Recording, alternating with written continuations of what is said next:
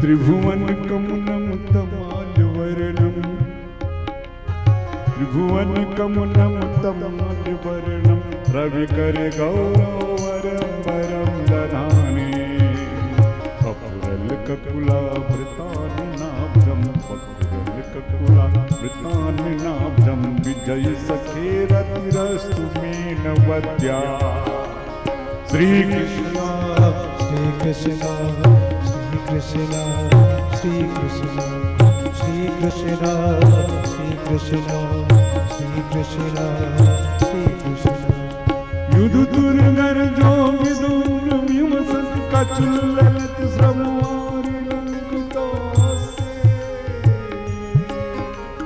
ममुनिस ससरे विभीतिमा, ममुनिस दिसरे विभीतिमा, त्वच bill सत्व कच्चे कृष्ण। श्री कृष्ण श्री कृष्ण श्री कृष्ण श्री कृष्ण श्री कृष्ण जय हो। श्री कृष्ण श्री कृष्ण। सपदि सखी बद्रोणी सम्य मध्ये, सपदि सखी बद्रोणी सम्य मध्ये, निज पर योर बलयोर थम निवेशे, स्वन निगम पहाय मत प्रतिज्ञा, स्वन निगम पहाय मत प्रतिज्ञा, मृत मध्य करु तुम बपल तोर खसा। श्री कृष्ण श्री कृष्ण श्री कृष्ण श्री कृष्ण श्री कृष्ण श्री कृष्ण श्री कृष्ण श्री कृष्ण। स्वम निगम पहाय मत प्रतिज्ञा, स्वम निगम पहाय मत प्रतिज्ञा, मृत मध्य कर तुम बपल तोर खसा। दशरथ चरणु दशरथ चरणु दशरथ चरणु भया चलत, दशरथ चरणु भया चलत गुर हरि रवि हंतुम मिभम गतोत्तरी।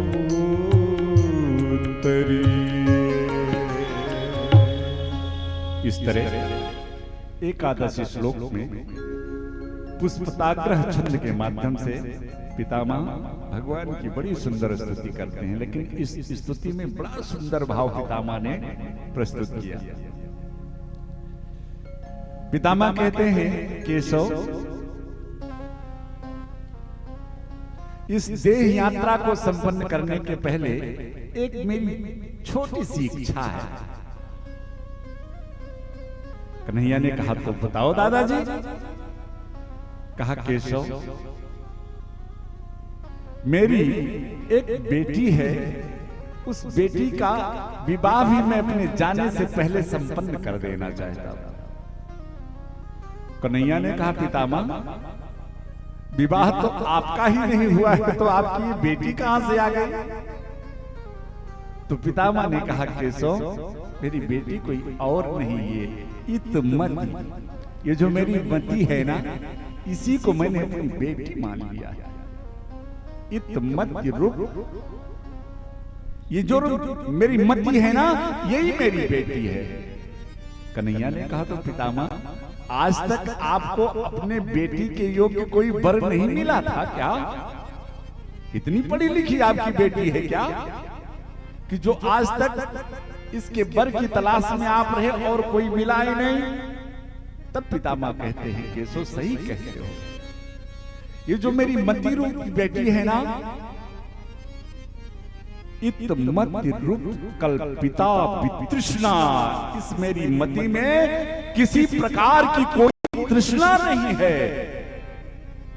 अपितु इस संसार में ऐसा कोई नहीं है कि जिसकी मति तृष्णा से ग्रसित ना हो।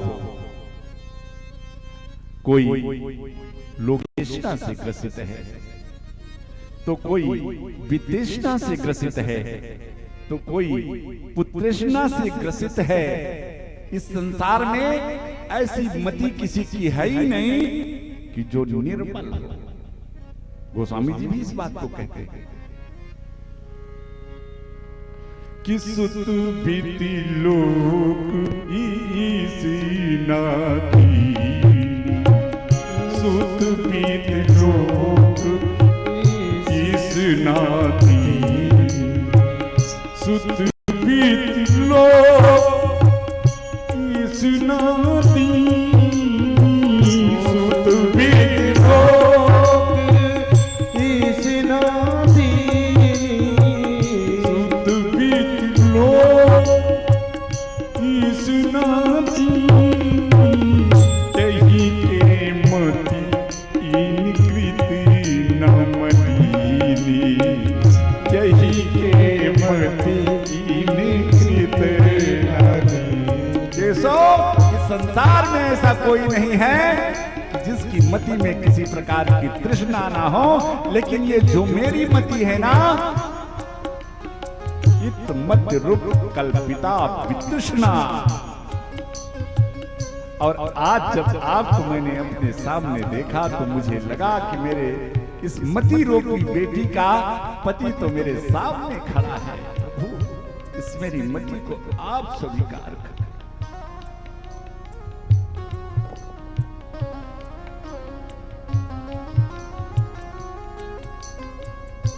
भगवान सामने खड़े हैं। महाभारत के उस क्षण को, एक एक लीलाओं को पितामह याद कर रहे हैं। प्रभु, याद आता है युद्ध के दरमियान आपने ये प्रतिज्ञा किया था कि मैं शस्त्र नहीं उठाऊंगा, लेकिन एक भक्त और भगवान की जब छन गई तो भाई आपने अपनी प्रतिज्ञा तोड़ दी।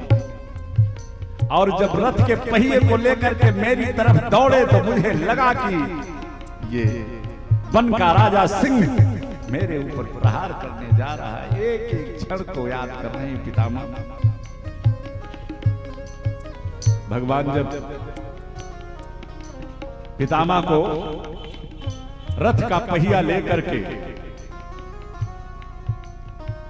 चक्र के रूप में पितामह के ऊपर झपटे तो पृथ्वी कांप गई। क्यों? बेचारी पृथ्वी ने भगवान से प्रार्थना किया था कि भगवान, बड़ा अधर्म बढ़ गया है मेरे ऊपर। भगवान ने वचन दिया था पृथ्वी को, चिंता मत करो, मैं आ रहा हूं अवतार लेकर के तुम्हारे ऊपर अधर्म को समाप्त करके धर्म की स्थापना करूंगा। ये वचन दिया था पृथ्वी को, प्रतिज्ञा किया था।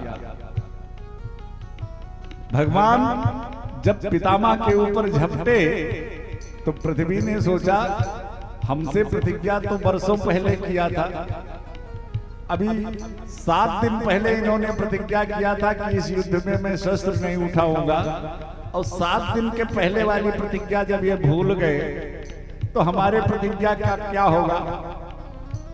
इसलिए बेचारी पृथ्वी कांप गई मारे डर के। लेकिन नहीं नहीं, भगवान जब पितामह को मारने दौड़े तो भगवान का पीतांबर उनके कंधे से गिरा पृथ्वी पर, और गिरा नहीं अपितु तो मानो भगवान ने अपने पीतांबर को आदेश दिया कि जाओ तुम पृथ्वी को समझाओ कि उसकी प्रतिज्ञा मुझको याद है। ये तो एक भक्त और भगवान की लीला चल रही है, भक्त भगवान की लीला चल रही है। अपना मान रहे चाहे जाए, पर भक्त का मान ना टलते देखे। प्रभु सामने खड़े हैं। पितामह ने उस छवि को अपने चित्त में बसाया, और वास्तव में मैंने कहा ना कि रोज रोज का मरना क्या मरना, एक बार असी मर चलो कि फिर ना मरना होए।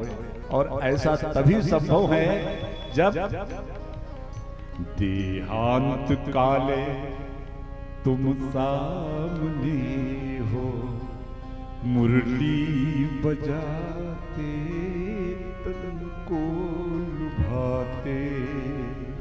आज पितामह की तरह भगवान सामने खड़े हैं और इस धराधाम से प्रस्थान हो रहा है पितामह। ऐसा मरना मिल जाए तो क्या बात है। देहांत काले तुम सामने हो, मुरली बजा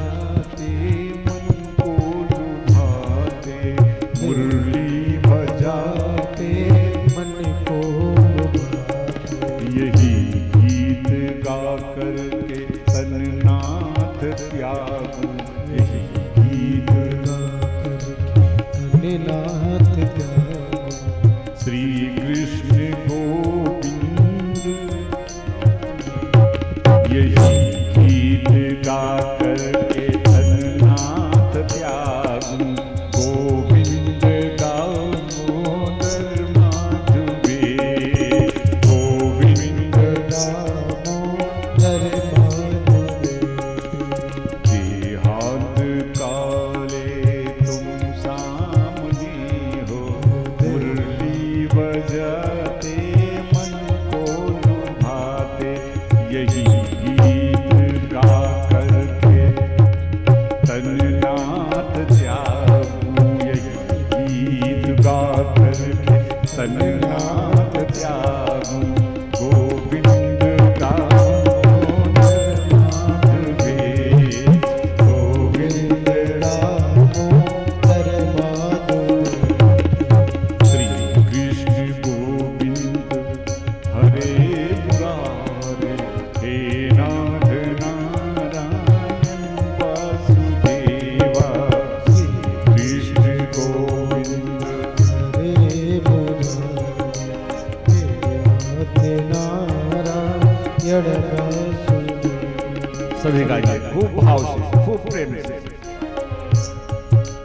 श्री कृष्ण गोविंद हरे मुरारे हे नाथ नारायण वासुदेवा श्री कृष्ण गोविंद हरे मुरारी हे नाथ नारायण वासुदेवा।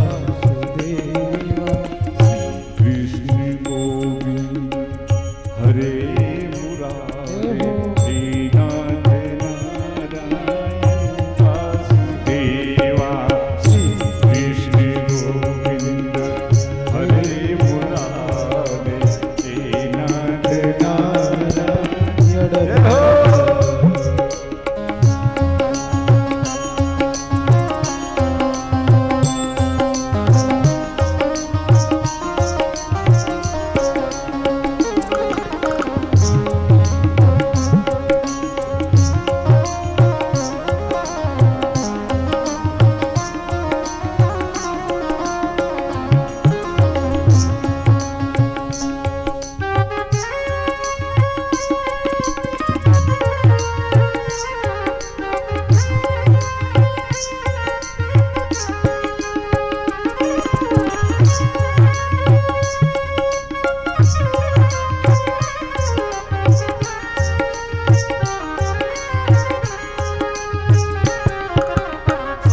कृष्ण गोविंद हरे मुरारे हे नाथ नारायण वासुदेवा श्री कृष्ण गोविंद हरे मुरारी हे नारायण वासुदेव। यही गीत गा करके तन्नाथ त्यागूं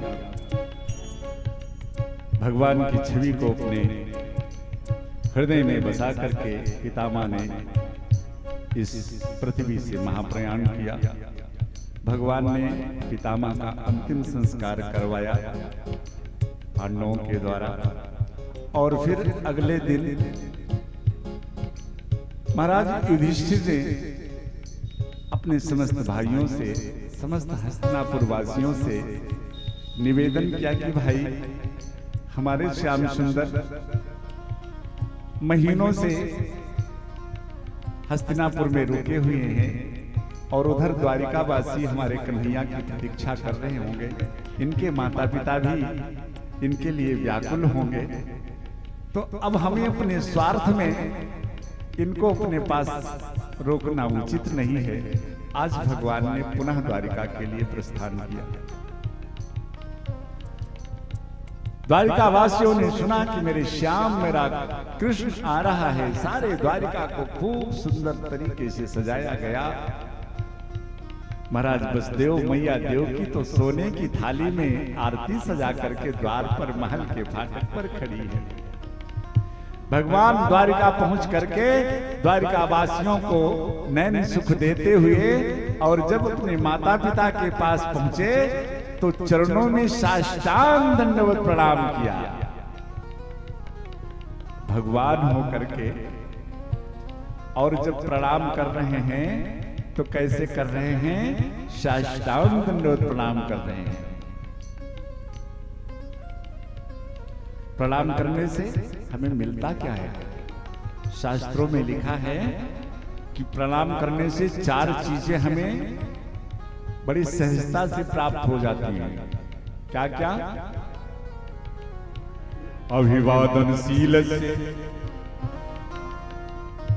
नित्यम वृद्धोपसे बिना चत्वारि तस्या वर्धन्ते आयुर्विद्या यशो बलम।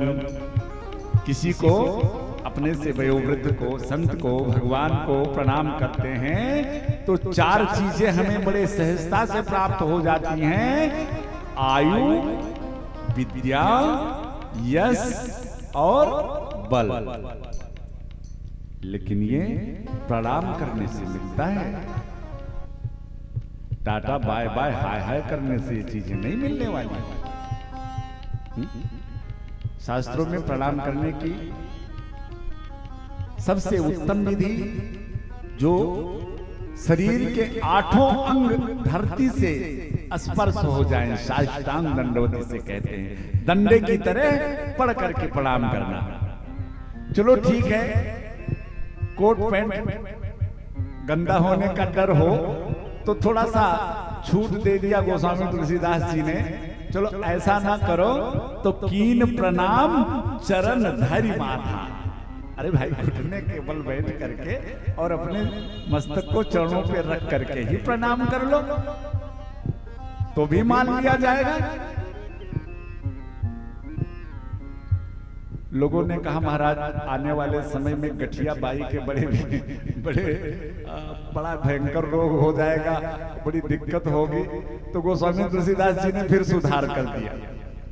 कहा चलो इसको अगर ऐसा भी ना कर सको तो कम से कम दोनों हाथ जोड़ो, जोरी पानी प्रभु कीन प्रणामो। दोनों हाथों को जोड़ो, मस्तक को झुकाओ और प्रणाम कर लो। अब इसमें तो हमारे ख्याल से कोई दिक्कत नहीं है। गठिया बाई है तो बनी रहे, कोट पैंट आपका चमक रहा है तो बिल्कुल चमकता ही रह जाएगा। हाँ, इसमें तो कोई समस्या नहीं है। अब समस्या है तो केवल इस चीज से टाटा बाय बाय हाय हाय। भाई ये कौन से प्रणाम करने की विधि आई है बताओ समाज में? अरे बाय बाय था वहां तक भी जाओ तो हाय हाय करते। बताओ, अच्छा हाय हाय कब किया जाता है आप बताओ? जब कोई भयानक दुख घर पे पड़ा हो, हमारे ऊपर कोई विपत्ति पड़ी हो, तब हम कहते हैं हाय हाय। हे भगवान, 100 वर्षों तक करीब हमारा ये देश गुलाम रहा अंग्रेजों का। अंग्रेज तो चले गए लेकिन अपनी अंग्रेजियत यहां छोड़ गए और हम भारतीयों ने क्या आप सोचे कि ये तो अंग्रेज लोग सब इंग्लिश में सब काम करते थे। अब चलो बहुत उधर नहीं जाएंगे, लेकिन नहीं, उससे हमें कुछ मिलने वाला नहीं है। चत्वारि तस्या वर्धन्ते। अगर इन 4 चीजों को प्राप्त करना है, आयुर्विद्या यश और बल को, तो कीन प्रणाम चरण धरि माता या जोरि पानी प्रभु कीन प्रणाम। ये कथा एक कान से सुन करके दूसरे कान से निकाल देने वाली चीज नहीं होती। कोई ना कोई कथा से सूत्र आपको जरूर जीवन में धारण कर लेना चाहिए। ना ज्यादा कुछ कर पाना तो यही कर लेना। बच्चों को कम से कम यही शिक्षा दो।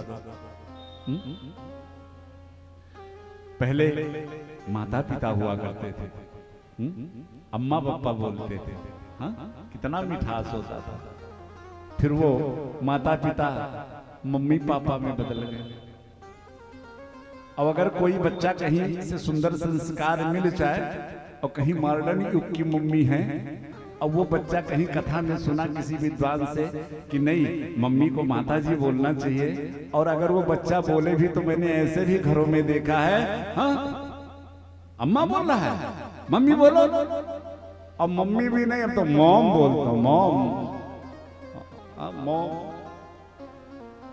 मम्मी मॉम हो गई, अब पापा डैड हो गए, डैड डैड डैड। अब आप ही जानो हम कहा बताओ जाता है पर सब समझदार। हे भगवान,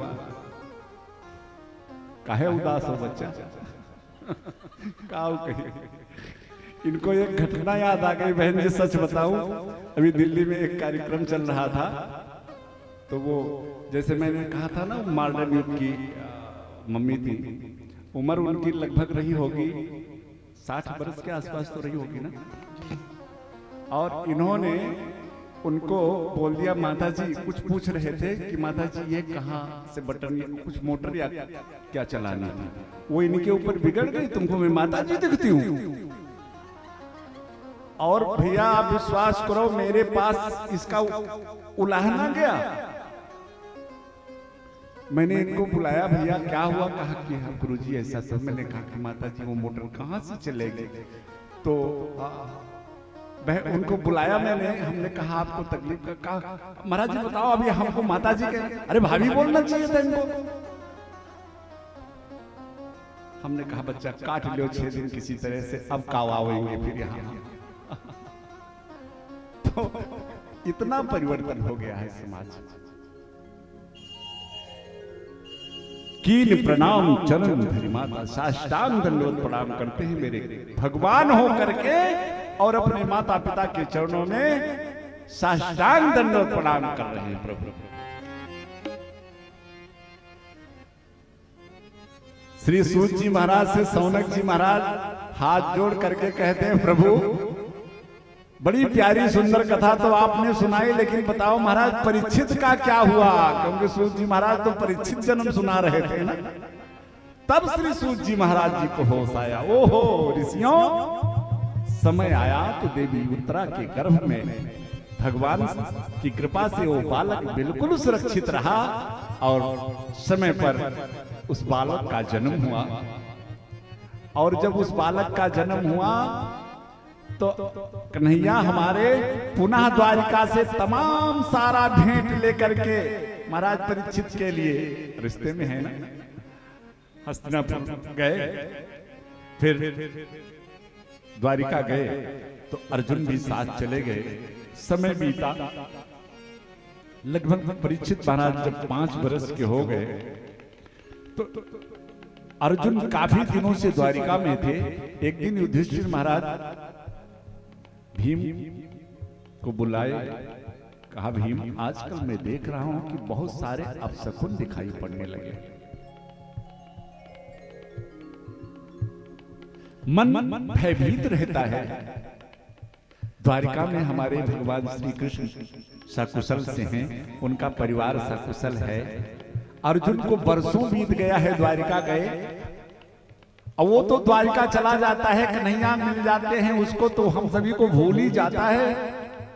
आजकल नाना प्रकार के अपशकुन दिखाई पड़ रहे हैं, जरूर कुछ अनिष्ट होने वाला है, कुछ अनिष्ट सुनाई देने वाला है। इतनी चर्चा भीम से महाराज युधिष्ठिर कर ही रहे थे कि इतने में सामने से अर्जुन आते हुए दिखाई पड़ गए। जब और नजदीक अर्जुन आए और अर्जुन के चेहरे का तेज देखा महाराज युधिष्ठिर ने, तो आश्चर्य में पड़ गए। मेरा अर्जुन क्षत्रिय, इसके चेहरे का तेज समाप्त हो गया, लगता है इसके साथ कोई अनहोनी घटना घट गई। आके चरणों में प्रणाम किया। अर्जुन से पितामह युधिष्ठिर महाराज ने पूछ लिया, अर्जुन ये तुम्हारे चेहरे का तेज कहां समाप्त हो गया? क्या कहीं तुमने किसी भूखे को बिना भोजन कराए भोजन तो नहीं कर लिया, या अनजाने में किसी ब्राह्मण का वध तो नहीं हो गया? नाना प्रकार का प्रश्न किया। अर्जुन रोते हुए द्वारिका का संदेश महाराज युधिष्ठिर को सुनाते हैं, क्योंकि 125 वर्ष समाप्त होने के बाद हमारे द्वारिकाधीश अपने समस्त परिकरों के साथ अपनी समस्त लीलाओं को संपूर्ण करके इस धराधाम से चले गए थे। वही संदेशा अर्जुन महाराज युधिष्ठिर को सुनाने जा रहा है। महाराज आप पूछ रहे हो कि हमारे चेहरे का तेज कहां चला गया। महाराज वंचितो हम महाराज हरिणा बंधु रूपिणा इनमें प्रहतो तेजो देव विस्मापनम महा। वंचितो हम महाराज, महाराज हम अपने द्वारिकाधीश से वंचित हो गए और आज इस धराधाम से कन्हैया को चले जाने के बाद में अर्जुन को पता चला कि हमारे पास जो शक्ति थी, जो तेज था, वो हमारा नहीं, वो तो सब मेरे कान्हा का था। अरे महाभारत का विजेता अर्जुन आज द्वारिका से हस्तिनापुर आते समय रास्ते में भीलों ने उसे लूट लिया। ये संदेशा अर्जुन महाराज युधिष्ठिर को दे ही रहे थे कि इतने में महल में कुंती मैया ने सुना कि अर्जुन आया है अपने कृष्ण कन्हैया का समाचार सुनने के लिए कि मेरा द्वारिकाधीश मेरा कन्हैया अपने परिवार समेत सकुशल से होगा। दौड़ी आई हाल पूछने के लिए और आते ही जब कुंती मैया ने सुना कि द्वारिकाधीश तो इस धराधाम से प्रस्थान कर गए, जो सांस कुंती मैया के अंदर गई थी, कुंती मैया ने वो सांस वहीं रोक दी, उसी क्षण अपने प्राणों का त्याग कर दिया। देवी कुंती ने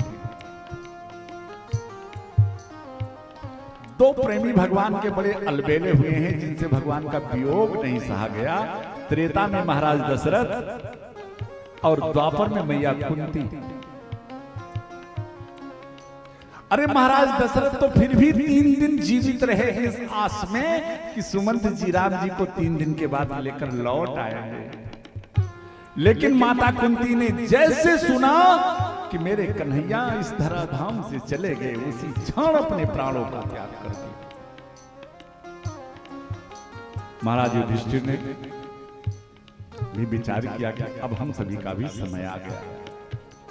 5 वर्ष के महाराज परीक्षित हैं, हस्तिनापुर के राज सिंहासन पर अभिषिक्त किया और अपने समस्त भाइयों देवी द्रौपदी के साथ हिमालय की तरफ चलने लगे। तब तक महाराज परीक्षित नन्हे से परीक्षित 5 वर्ष का बालक हस्तिनापुर जैसा राज साम्राज्य हाथ जोड़ करके खड़े हो गए। पितामह, जब आप हस्तिनापुर के सम्राट थे तो आप द्वारिकाधीश की छत्र छांव में अपना राज्य चलाते थे और मुझ नन्हे परीक्षित के ऊपर जब कोई संकट आपत्ति विपत्ति आवे तो मेरा रक्षक कौन होगा। तब महाराज युधिष्ठिर ने महाराज परीक्षित को 3 बातें बताई। बेटा, 3 बातों का हमेशा ध्यान रखना। आंखों के सामने कभी पाप होते मत देखना। पाप करने की कौन कहे, कभी आंखों के सामने भी पाप होते मत देखना। दूसरा, कोई कितना भी प्रबल शत्रु हो, कितना भी बड़ा शत्रु हो, लेकिन अगर तुम्हारी शरण में आ जाएगा तो उसे क्षमादान दे देना। और तीसरा, घर में कोई भी अतिथि आए तो अतिथि देवो हो, उसको भगवान मान करके उसकी सेवा करना। सुंदर सा उपदेश करके महाराज पांडु तो चले गए हिमालय में और धीरे धीरे करके सभी अपने लोक को प्रस्थान कर गए। और इधर अब द्वापर का अंत समय था, अब तो कलयुग की बारी आई थी। मानो सुख सूर्य था डूब रहा, अब तो दुख की अंधियारी आई थी। महाराज परीक्षित के शासनकाल का वर्णन करते हुए श्री व्यास जी महाराज कहते हैं कि महाराज परीक्षित के राज्य में कोई अपने घरों में ताला नहीं लगाता था, क्योंकि चोर डाकू महाराज परीक्षित के राज्य में थे ही नहीं। गौओं का दोहन नहीं करना पड़ता था, पात्र रख दिया जाता था, गौ माता स्वयं दूध प्रदान कर देती थी। ऐसा बड़ा सुंदर शासनकाल महाराज परीक्षित का। साधु संतों की सेवा की इतनी भावना, लेकिन जितने भी संत ऋषि मनीषी हैं वो सब जानते हैं कि महाराज परीक्षित भगवान के कितने अनन्य भक्त हैं। अरे भाई, बहुत सारे भक्त हैं, बहुत सारे भक्तों को भगवान का दर्शन हुआ है, लेकिन जन्म लेने के बाद में तो भगवान का दर्शन हुआ है। अरे अकेले परीक्षित भगवान के ऐसे भक्त हैं कि जिनको भगवान का दर्शन पहले ही हो गया, जन्म बाद में लिया है। ऐसे भक्त है महाराज परीक्षित। तो ऐसे भक्त से कौन संत सेवा करवाएगा?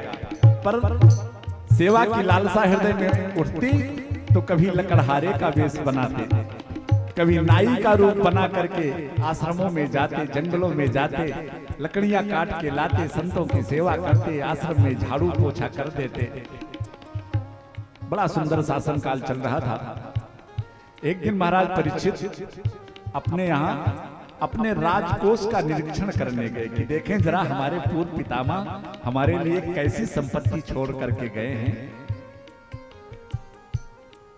देखते देखते एक संदूक थी, उसको खोला तो उसमें देखा बड़ा सुंदर स्वर्णिम मुकुट है। एक मुकुट हस्तिनापुर का जो महाराज परीक्षित के मस्तक पर था। और जब उस मुकुट को देखा तो कहा ये तो बड़ा प्रभावी, बड़ा तेजवान मुकुट है। महाराज परीक्षित ने अपना मुकुट निकाल करके वहीं रख दिया और उस मुकुट को सर पे धारण कर लिया। आज रोज का नियम था, आज वन में जा रहे थे किसी संत सेवा के लिए, लेकिन अचानक एक घटना घटी। देखा कि एक बैल खड़ा हुआ है और उसके 3 पैर किसी ने काट दिए हैं। अरे महाराज, ये देखते ही महाराज परीक्षित की आंखें अंगारे बरसाने लगी कि परीक्षित के राज्य में गौ ब्राह्मण पर इस तरह से अत्याचार हो। अभी महाराज परीक्षित उस बैल के पास पहुंचना ही चाह रहे थे कि इतने में एक गौ माता आ गई उस बैल के पास। दोनों आपस में बात करने लगे और इनकी चर्चा को महाराज परीक्षित एक वृक्ष की आड़ से खड़े होकर सुनने लगे। ध्यान दें, ये कोई साधारण बैल नहीं है, साक्षात धर्म ही बैल के रूप में खड़ा है। सतयुग में इसके 4 चरण थे, लेकिन कलयुग में केवल एक चरण पे ये धर्म खड़ा हुआ है, एक चरण पे ही ये टिका हुआ है। जो गौ माता है वो साक्षात देवी पृथ्वी है। गौ माता के नेत्र से आंसू टपक रहे हैं। गौ माता ने इस धर्म रूपी बैल से पूछा, महाराज मैं जानती हूं कि आप धर्म हो और आपके 3 चरण किसने काट दिए? अब ये धर्म रूपी बैल कह रहा है कि मैं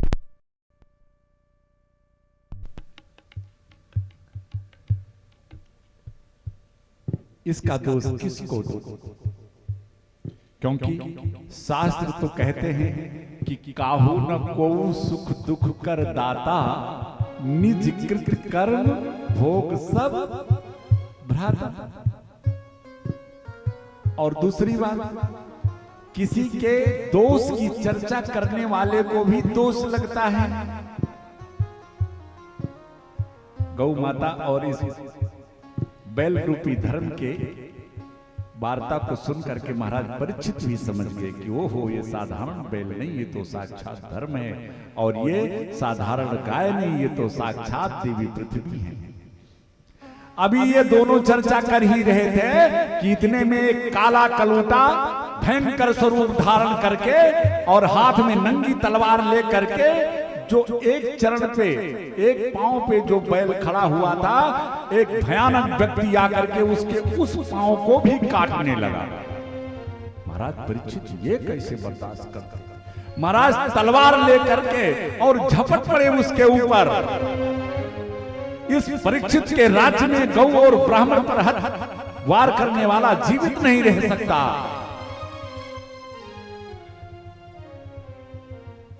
वो व्यक्ति महाराज परीक्षित के चरणों में गिर पड़ा। प्राहिमाम त्राहिमाम रक्षमाम। महाराज परीक्षित मारने जा रहे थे, लेकिन तब तक उन्हें अपने पितामह के उपदेश याद आ गए कि शरण में अगर शत्रु भी आ जाएगा तो क्षमा कर देना। नहीं वही मार दिया होता महाराज परीक्षित से, इस कलयुग को तो काम ही खत्म हो गया होता। लेकिन उपदेश याद आ गया। कौन हो? उसने अपना परिचय दिया, महाराज कलयुग तो मेरे राज्य में क्या कर रहे हो? महाराज सूर्य उदय से लेकर के सूर्य अस्त तक का आपका राज्य है। अब द्वापर का अंत हो रहा है, मैं प्रकट हुआ हूं तो मुझे रहना तो पड़ेगा ही। आप ही मुझे बता दो कि मैं कहां रहूं। तो महाराज परीक्षित ने कलयुग को 4 स्थान बता दिया कि जाओ, अगर तू रहना चाह रहे हो तो 4 जगह तुमको बताता हूं, वहां रह लो। कहां कहां महाराज? द्वैतपानम स्त्रिया सूना यत्र धर्म चतुर्विधा। 4 जगह बताया। द्वैतम जहां लोग जुआ खेलते होंगे, और आज भी इन 4 जगहों पे कलिकाल का प्रमुख वास है। जहां लोग जुआ खेलते हैं वहां कलयुग कपट के रूप में रहता है। पानम, पानम का मतलब तो समझ ही रहे होंगे आप लोग। यहां नहीं पान करते लोग, बड़ी अच्छी बात है। हमने सुना है कि बस्ती इस क्षेत्र में कोई पीने वाले नहीं है। बड़ी कृपा ठाकुर जी की, सीताराम। तो जहां यहां नहीं है, लेकिन जहां लोग शुरा का पान करते हैं, मदिरा पान करते हैं, वहां कलयुग अभिमान के रूप में रहता है। स्त्रियां जहां लंपट लोग रहते हैं वहां कलिकाल काम के रूप में रहते हैं। और सूना नाम हिंसा, जहां हिंसा होती है वहां कलिकाल का वास है। 4 स्थान महाराज परीक्षित ने कलयुग को बताया था, लेकिन मन में सोचा कि ये चारों चीजें हमारे राज्य में है नहीं तो ये रहेगा कहां? कलिकाल ने सोचा ये तो दाल गली नहीं मेरी। कलयुग ने कहा सरकार मैं जैसा हूं, जैसी मेरी प्रवृत्ति है उसके हिसाब से आपने मुझे बड़ा सुंदर स्थान दिया है, लेकिन सरकार एक आध गुण भी मेरे अंदर है। अगर आप कहो तो मैं सुनाऊं कि मेरे अंदर गुण क्या है। महाराज परीक्षित ने कहा तेरे जैसे दुष्ट के अंदर गुण भी है। कलयुग ने कहा सरकार सुनो गुण क्या है। परीक्षित ने कहा बताओ। तो कहा महाराज सतयुग में भगवान को प्राप्त करने के लिए महाराज मनु और देवी शत्रुपा जैसी जब कोई तपस्या करता था तब उसे भगवान मिलते थे। और महाराज मनु और देवी शत्रुपा ने कितनी घोर तपस्या की थी। 10,000 वर्षों तक तो केवल सांस को अपने ब्रह्मांड पर चढ़ाकर एक पांव पर हाथ जोड़े खड़े रह गए, यानी सांस भी नहीं लिया था 10,000 वर्ष। और उसके फलस्वरूप अस्थि मात्र होइल है वो शरीरा, शरीर में केवल हड्डी हड्डी बची थी। तो इतनी घोर तपस्या लोग सतयुग में करते थे तब उनका कल्याण होता था, उनको परमात्मा का साक्षात्कार होता था। महाराज मेरे युग में तपस्या करने की तो बिल्कुल जरूरत ही नहीं है। द्वापर में दान की प्रधानता हुई। सतयुग के बाद त्रेता में यज्ञ की प्रधानता हुई। जब श्रृंगी ऋषि जैसा आचार्य और वशिष्ठ जैसा यजमान, श्रृंगी ऋषि वशिष्ठ बुलावा, पुत्र लाग शुभ यज्ञ करावा, और भगत सहित मुनियाहुति दीने, तब प्रगटे अग्नि चरु कर लीने। और उसी अग्नि देवता के प्रसाद से महाराज दशरथ के घर 4 कुमारों का प्राकट्य होता है। महाराज, हमारे युग में यज्ञ करने की भी जरूरत नहीं है। अब महाराज परीक्षित डगमगा रहे हैं कि भाई ये तो गुण बड़े अच्छे हैं। कहा महाराज और सुनो, द्वापर में दान की प्रधानता हुई, और दान भी कैसा, जब कोई कर्ण जैसा दानी होता था तब उसे भगवान का साक्षात्कार होता था। दानी बहुत हुए हैं, विशेष 2 दानी हमारे यहां बड़े ही प्रमुख हैं। एक तो महाराज हरिश्चंद्र, और दूसरे द्वापर में कर्ण। महाराज हरिश्चंद्र दानी हैं, और इधर कर्ण क्या है, ये दानवीर है। कर्ण दानवीर कहा गया है। क्यों? कलिकाल महाराज परीक्षित से परिचय दे रहा है। महाराज कर्ण कैसा दानी था, जब अर्जुन और कर्ण का युद्ध अंतिम चरण पे था, कर्ण के बाणों से अर्जुन का रथ कुछ खिसकता, अर्जुन बाण मारते तो कर्ण का रथ काफी पीछे जाता, पर भगवान कर्ण की ही प्रशंसा करते। अर्जुन को बात अच्छी नहीं लगी।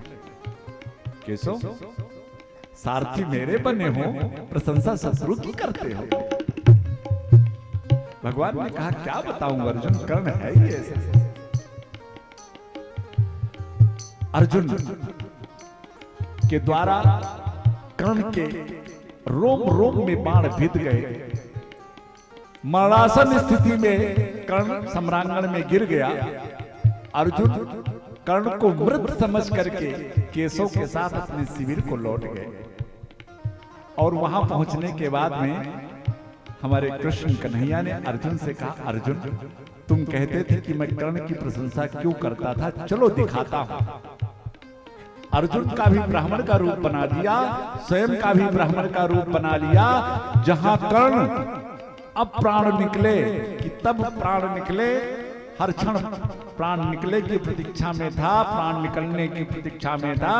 भगवान ब्राह्मण रूप धारण करके सामने याचक के रूप में आकर के दानवीर कर्ण की जय हो आवाज लगा दिया। कर्ण ने आंख खोला, देखा सामने 2 याचक खड़े हैं। विचार किया कि लगता है जीवन के अंतिम क्षणों पर मेरी प्रतिज्ञा टूट जाएगी क्या। आज तक कर्ण के द्वार से कोई खाली नहीं गया है। हाथ जोड़ा सरकार, इस समय तो मेरे पास कुछ नहीं है आपको देने के लिए। तो ब्राह्मण बने भगवान ने कर्ण से कहा, तो अपने मुंह से तुम कह दो कि मैं वापस जाऊं। तब तक कर्ण को एक बात याद आ गई, उसके दांतों में सोने लगे हुए। खुश हो गया, अरे ब्राह्मण देवता, मेरे दांतों में सोने लगे हैं, कृपा करके आप इन्हीं दांतों को तोड़ लीजिए। ब्राह्मण बने भगवान ने कहा, मैं कोई कसाई थोड़ी हूं जो अपने हाथों से तेरे दांत तोड़ूंगा। अगर देना है तो अपने हाथों से तोड़ करके दे। कर्ण से हिला नहीं जा रहा है, रोम रोम में बाण लगा हुआ है, प्राण निकलने वाले थे। तब तक कर्ण की दृष्टि जहां भगवान खड़े थे उनके पैरों के पास एक पत्थर का टुकड़ा पड़ा हुआ था। कर्ण ने भगवान से कहा, ब्राह्मण देवता अपने चरणों से जरा उस पत्थर के टुकड़े को मेरे पास खिसका दीजिए। भगवान ने कहा, इस काम में मैं तुम्हारी कोई मदद नहीं करूंगा। कर्ण किसी तरह घिसटते हुए उस पत्थर के टुकड़े के पास पहुंचता है, बाएं हाथ से पत्थर का टुकड़ा उठाता है और अपने उन कच्चे दांतों को अपने हाथ से तोड़ता है और दाहिने हाथ से सभी दांतों को अपने हाथ में रोकता है।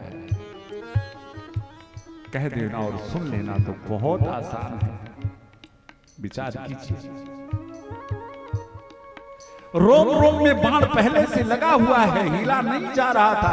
अपने कच्चे दांतों को अपने हाथ से तोड़ना, तोड़ करके अब तो चेहरा भी भीभत्स हो गया है, बोला भी नहीं जा रहा है, भगवान की तरफ बढ़ा दिया कर्ण ने। भगवान ने कहा, कर्ण ये झूठा दान है, अगर देना है तो इसे धो कर दे। कर्ण विचार करने लगा कि इस कुरुक्षेत्र के मैदान में हजारों वीर तो ऐसे होंगे कि अगर उनको 2 घूंट जल मिल जाए तो शायद उनकी प्राण रक्षा हो जाए। अब यहां जल कहां से?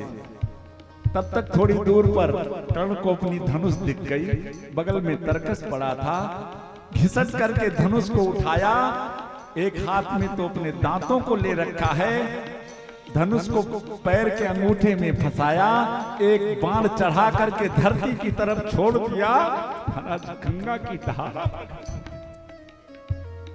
और उसी धारा में उस दांत को धो करके भगवान की तरफ बढ़ाया तो भगवान चतुर्भुज।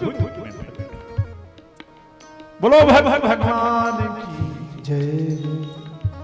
कलिकाल ने कहा, महाराज ना तो महाराज मनु और देवी शत्रुपा जैसी तपस्या करने की जरूरत है मेरे युग में, ना त्रेता की तरह यज्ञ करने की जरूरत है, ना द्वापर की तरह इस तरह कर्ण की तरह दान देने की जरूरत है, अपितु हर काम करते रहो और नाम जपते रहो, अपने रथ को सुमार्ग चलाते चलो और कृष्ण गोविंद गोपाल गाते चलो। ये कलिकाल का महत्व है। कलयुग ने स्वयं इस चीज को स्वीकार किया है और गोस्वामी तुलसीदास जी महाराज भी इस बात की पुष्टि कर रहे हैं, कह रहे हैं कि कलियुग केवल नाम आधारा, कलियुग केवल नाम आधारा, कलियुग केवल नाम आधारा, कलियुग केवल नाम कलियुग केवल नाम आधारा, सुमिरि सुमिरि भव सुमिरि सुमिरि भव उतर पारा, सुमिरि सुमिरि भव उतर पारा, उतर पारा, कलियुग जोग न जगे न ज्ञाना, कलियुग जोग न जगे न ज्ञाना, कलियुग जोग न जगे न ज्ञाना, कलियुग जोग न जगे न ज्ञाना, एक आधार राम गुण गाना, एक आधारी राम गुण गाना, राम गुण गाना, कलियुग केवल नाम आधारा, ओ कलियुग केवल नाम आधारा। हर काम करते और नाम जपते जीव अपना कल्याण कर सकता है। महाराज परीक्षित तो कलिकाल के इस गुण पर रीझ गए। अरे फिर तो बड़ा आसान है भैया,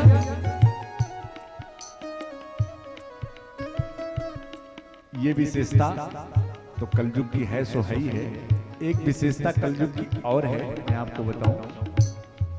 अन्य युगों में ऐसा था, ऐसा नियम था कि आप किसी के बारे में कुछ अहित सोच लो, किसी का अनिष्ट आप मन से सोच लो और करो मत, तो केवल आपने उसका अहित सोच लिया है तो उसका पाप आपको लग जाता था।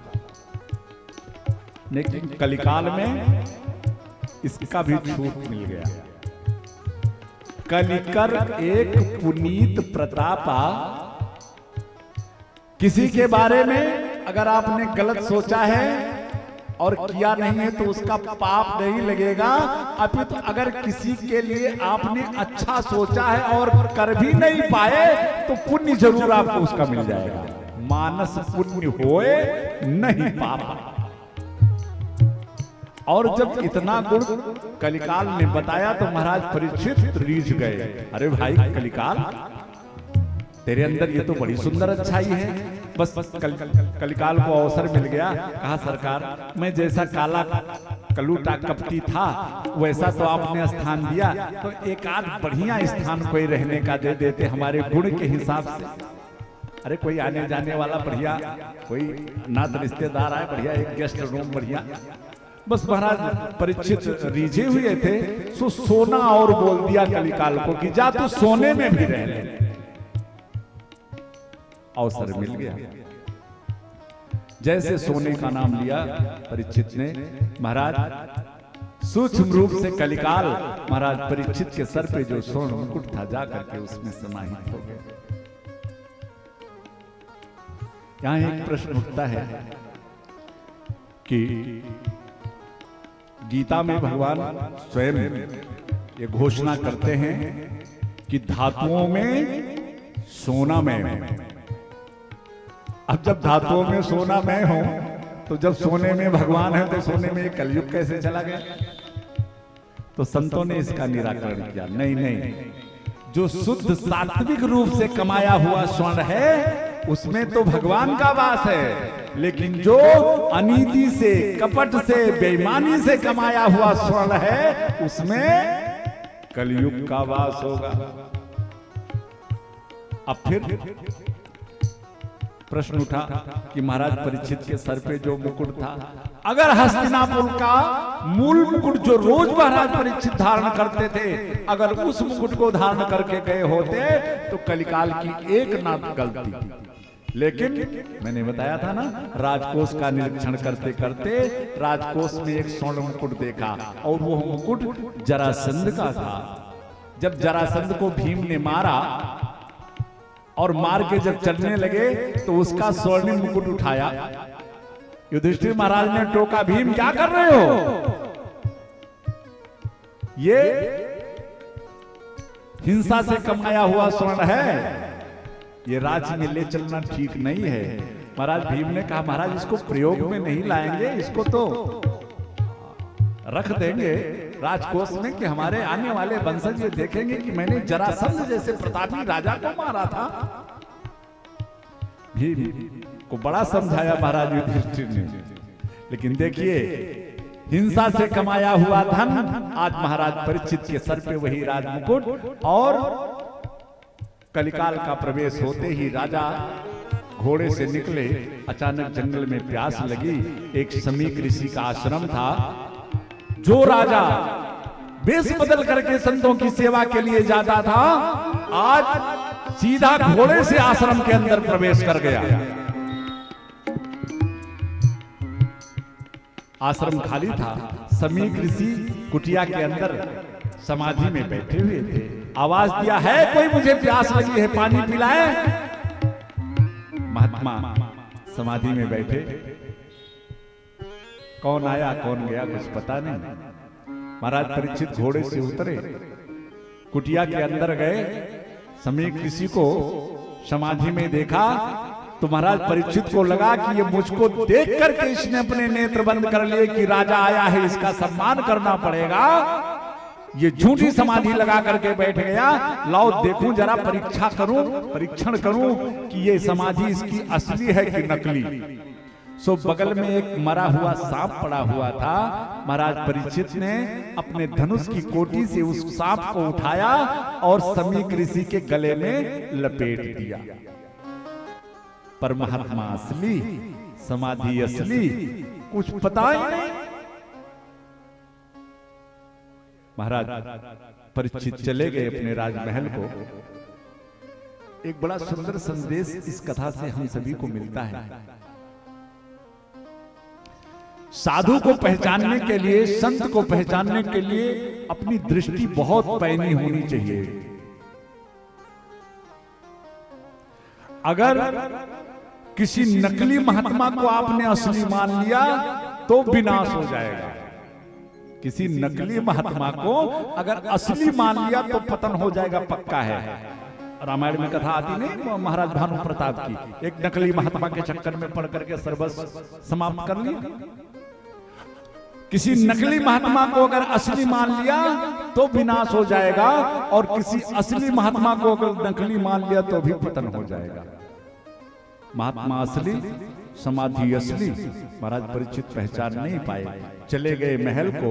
और इधर कौशिकी नदी के तट पर, कौशिकी नदी में समीक ऋषि के पुत्र श्रृंगी नाम था, ये दूसरे श्रृंगी है, स्नान कर रहे थे अपने बाल सखाओं के साथ।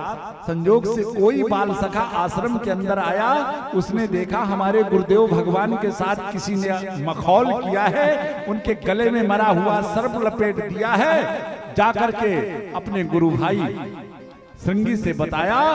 महाराज ये सुनते ही श्रृंगी के नेत्र लाल, आंखें अंगारे बरसाने लगी। कौन है जो मेरे पिता का अपमान करके चला गया? उसी कौशिकी नदी में अंजलि में जल भरा और वहीं से श्राप दे दिया कि जिसने भी मेरे पिता का अपमान किया है, आज के ठीक 7 दिन के उपरांत यही तक्षक नाग बन करके उसे दंश मारेगा और उसकी मृत्यु हो जाएगी। ये कह करके जल छोड़ दिया। भागे भागे आए, खड़े होकर सामने रोने लगे। बालक का रोना सुनकर के समीक ऋषि के नेत्र खुले। देखा किसी ने मखौल किया है, गले में मरा सर्प डाल दिया, सो उतार के अलग फेंक दिया।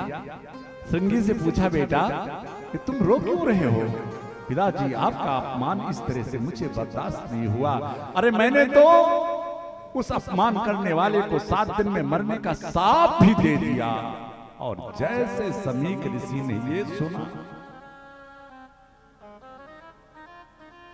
कि परीक्षित जैसे राजा को मेरे पुत्र ने शाप दे दिया, आह निकल गई मुंह से। अरे बेटा तूने ये क्या किया? तुमने परीक्षित जैसे राजा को शाप दे दिया। इस भूमंडल को अब ऐसा राजा नहीं मिलेगा। अब तो आने वाले युगों में सभी धर्म से कुछ लेना देना ही किसी का नहीं रह जाएगा।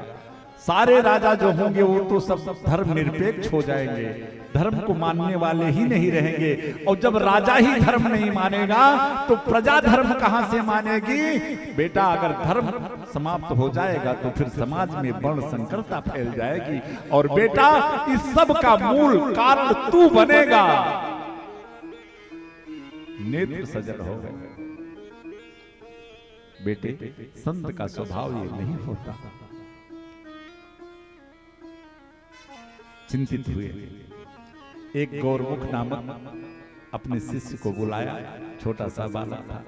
जाओ महाराज परीक्षित के राजमहल में चले जाओ और उन्हें सूचना दे दो कि उन्हें 7 दिन में मरने का शाप मिल गया। हो सके तो अपने मुक्ति का कोई उपाय।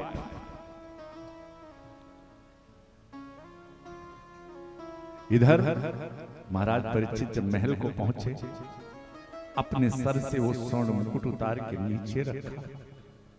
सारी घटना चित्त में नाच गई। ओहो, मुझसे एक संत का अपराध हो गया। मूर्छित हो गए। चेतना आई। इतने में एक द्वारपाल ने आकर के कहा, सरकार एक ब्राह्मण कुमार आपसे मिलना चाहता है। वो गौरमुख नामक ब्राह्मण महाराज परीक्षित के पास आया। महाराज परीक्षित ने उस ब्राह्मण बालक को देख करके चरणों में साष्टांग दंडवत प्रणाम किया। उस ब्राह्मण कुमार ने उस बालक ने कहा, महाराज हमारे पूज्य गुरुदेव भगवान ने आपको संदेशा दिया है कि आपको 7 दिन में मरने का शाप मिला है, हो सके तो आप अपने मुक्ति का कोई उपाय ढूंढ लो। महाराज परीक्षित ने हाथ जोड़ करके उस ब्राह्मण कुमार से कहा, ब्राह्मण देवता, मुझको 7 दिन में मरने का शाप देकर के ईश्वर ने मेरे साथ बड़ा अन्याय किया, क्योंकि मेरे से तो एक ब्राह्मण का, एक संत का अपमान हुआ है, मैं 2 घड़ी भी जीवित रहने के लिए योग्य नहीं हूं। उन्होंने मुझे 7 दिन में मरने का शाप।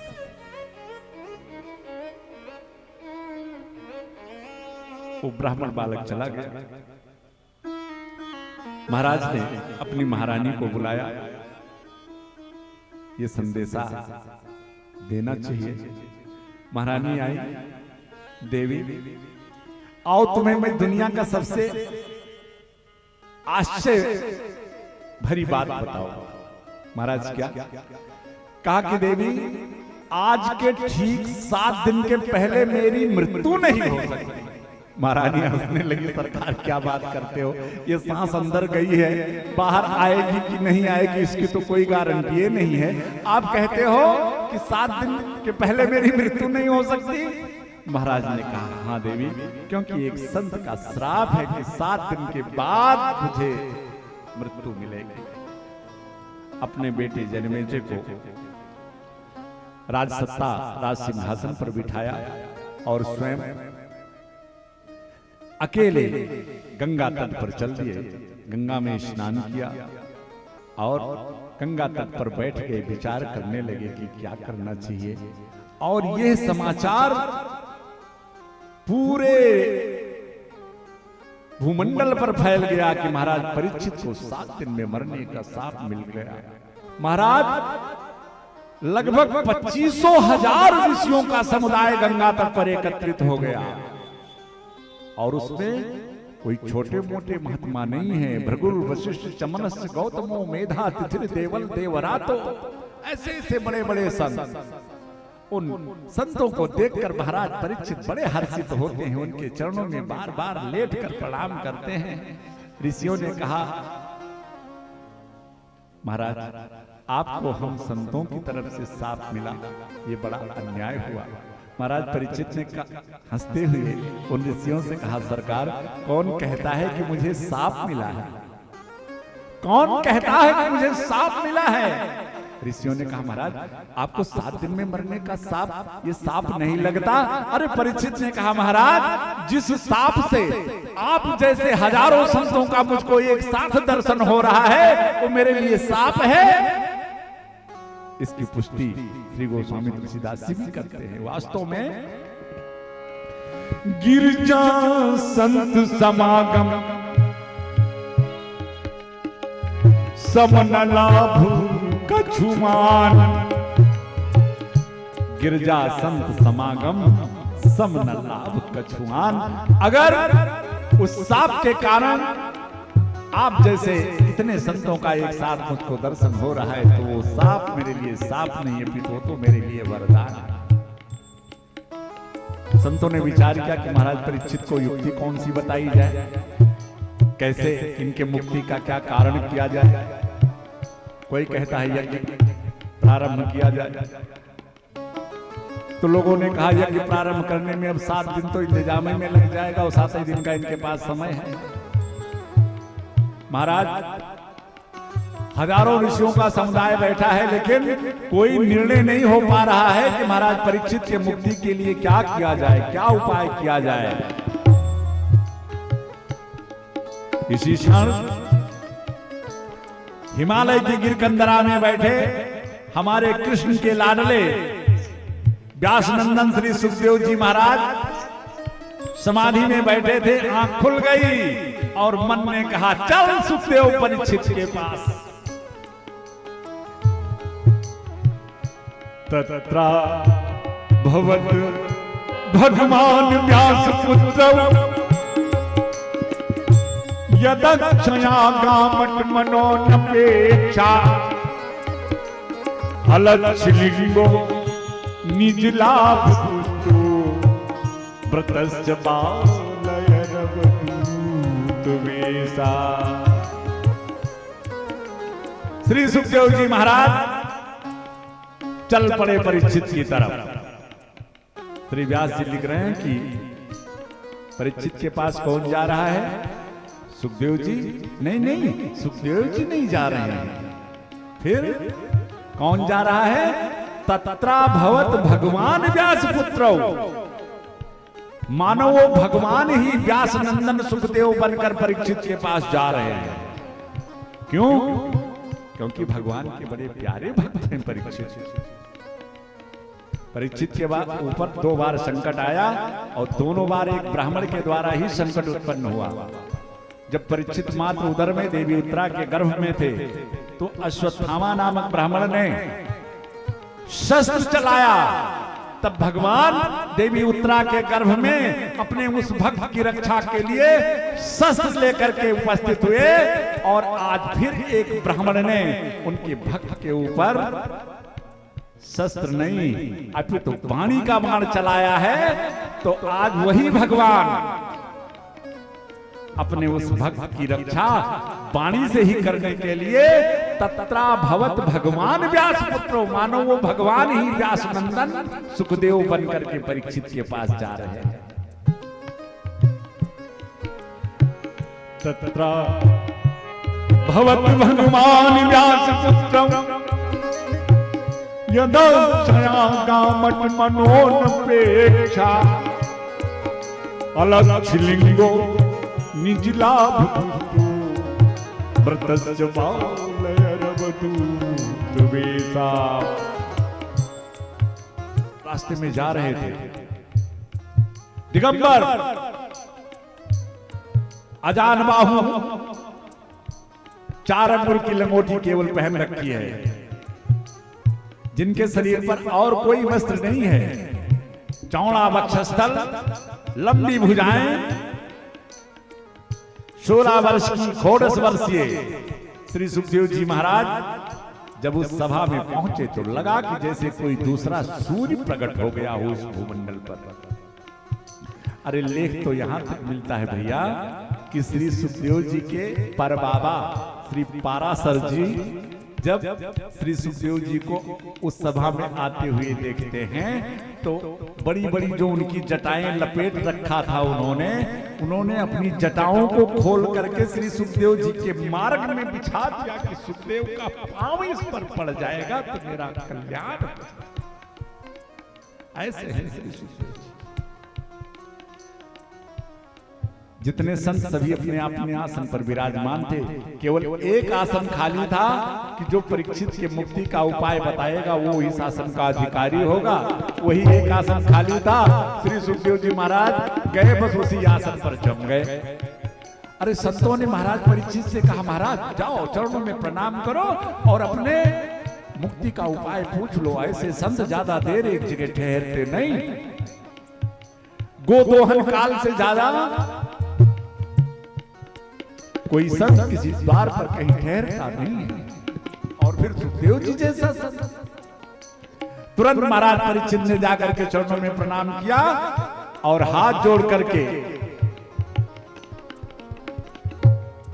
बस सीधा प्रश्न किया, महाराज अतः पृच्छामि संसिद्धिं योगीनां परम गुरु। महाराज मैं आपके आगमन से धन्य हो गया। मेरे जन्म जन्मांतर के भाग्य मेरे सामने प्रकट हुए। जो आपका दर्शन हुआ, धीरे से लोगों ने कहा बहुत प्रशंसा प्रिय नहीं है, जल्दी अपनी बात कहो, नहीं उठ के चलते कुछ पता नहीं। और एक बात बताएं आपको, वास्तव में शस्त्र से भी ज्यादा घातक प्रशंसा होती है।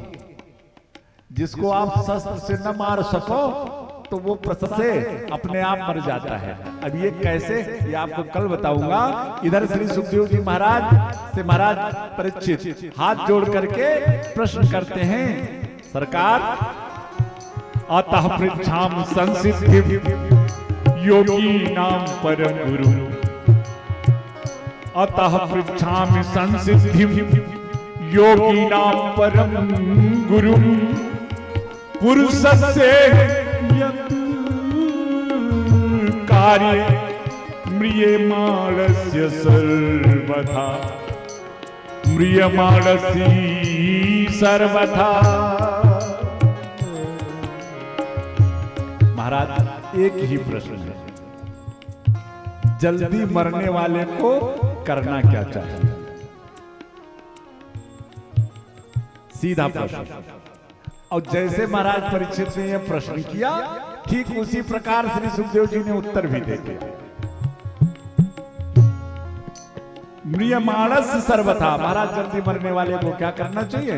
तो श्री सुखदेव जी ने कहा, राजन हमारे हिसाब से तो जल्दी मरने वाले व्यक्ति को तस्मात् भारत सर्वात्मा भगवान ईश्वर हरि श्रोतव्यः कीर्तव्यश्च स्मर्तव्यश्च छठा भयम्।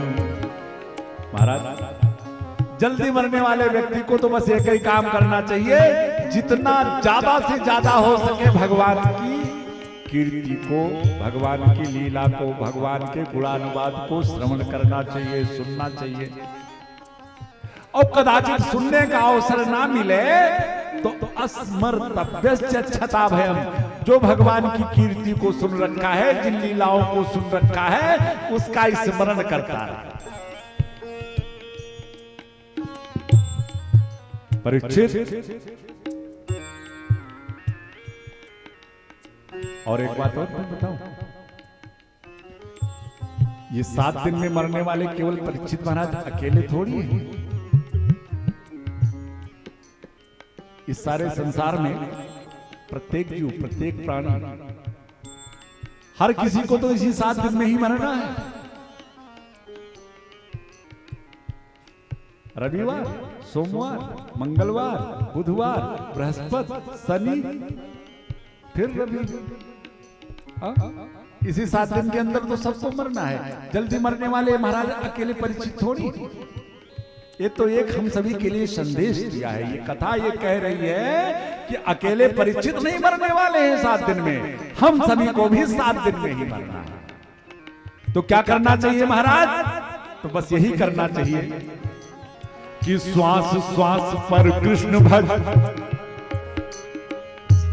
श्वास श्वास पर कृष्ण भज।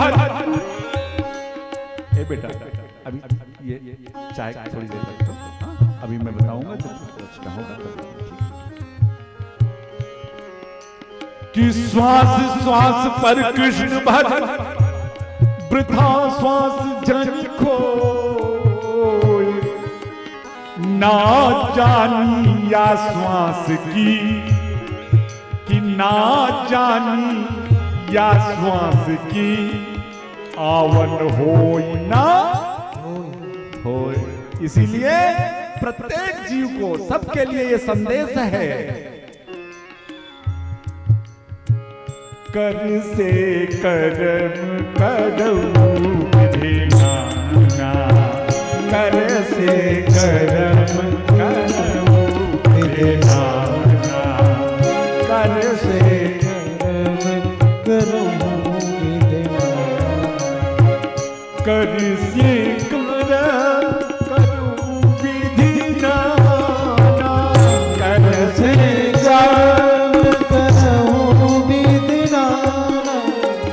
कर से कर्म करो विधिनाना, कर से कर्म करो विधिनाना।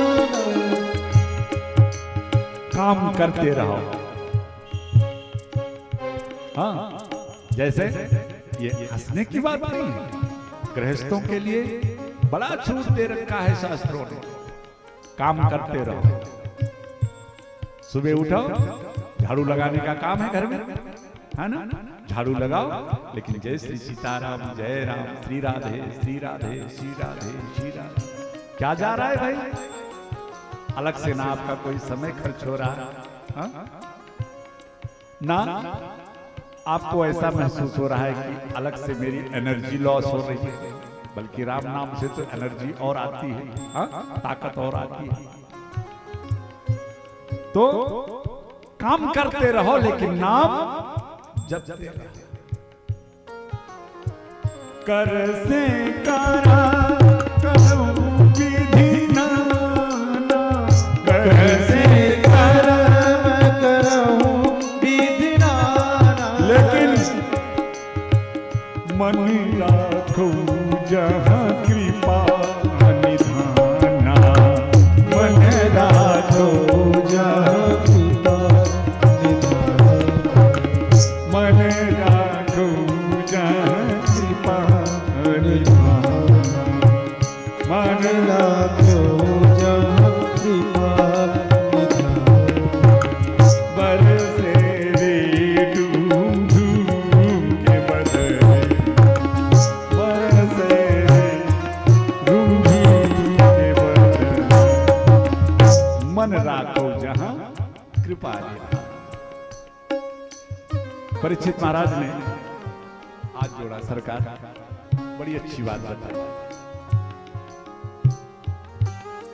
मन राखो जहाँ कृपा निधाना। लेकिन सरकार सब कुछ खेल इसी मन का ही तो है। हर कोई चाहता है कि ज्यादा से ज्यादा भगवान का नाम ले, हाँ?